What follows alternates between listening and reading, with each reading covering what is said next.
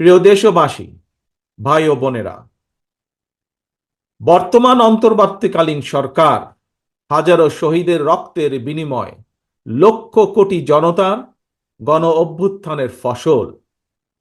এই সরকারের কোনো কোনো কার্যক্রম সকলের কাছে হয়তো সাফল্য হিসাবে বিবেচিত নাও হতে পারে, কিন্তু এটি আমাদের প্রত্যেককে মনে রাখতে হবে, এই সরকারের ব্যর্থতা আমাদের সকলের ব্যর্থতা, বাংলাদেশের পক্ষের গণতান্ত্রিকামী জনগণের ব্যর্থতা। সুতরাং এই অন্তর্বর্তীকালীন সরকারকে কোনোভাবেই ব্যর্থ হতে দেওয়া যাবে না।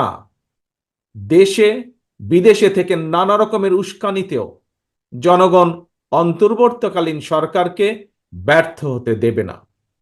তবে অন্তর্বর্তীকালীন সরকার যাতে নিজেরাই নিজেদের ব্যর্থতার কারণ না হয়ে দাঁড়ায়, সে ব্যাপারে তাদেরকেও সতর্ক থাকতে হবে।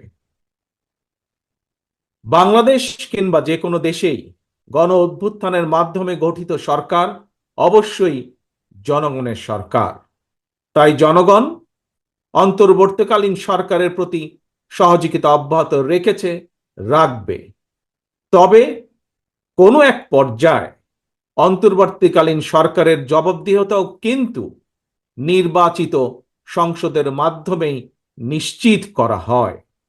সুতরাং জনগণের রাজনৈতিক ক্ষমতায়নের মাধ্যমে একটি নির্বাচিত সংসদ এবং সরকার প্রতিষ্ঠায় অন্তর্বর্তীকালীন সরকারের সকল সংস্কার কার্যক্রমের প্রথম এবং প্রধান টার্গেট হওয়া জরুরি।